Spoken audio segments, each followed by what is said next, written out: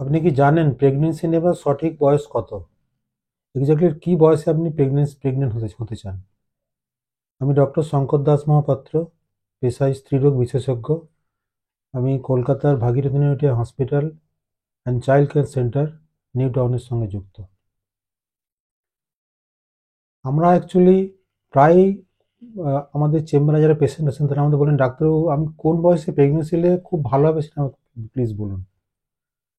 এটা আলোচনা করতে গেলে যে আমি স্ট্রেট কাট বলি, তাহলে স্ট্রেট বলতে গেলে বলা যায় usually ideal age of pregnancy নেবার বয়স হচ্ছে 20 থেকে 28 বছরের ভিতরে।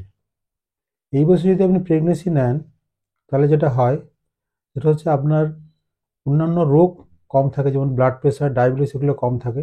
সে কারণে আপনার প্রেগনেন্সিতে বাচ্চার খুব একটা কোনো প্রবলেম হয় না এবং ডেলিভারিগুলো খুব ভালোভাবে হয়। কিন্তু যেই আপনি বেশি বয়সে প্রেগনেন্সি নিতে যাবেন তখন কিন্তু আপনার নানা রকম প্রবলেম আসতে পারে।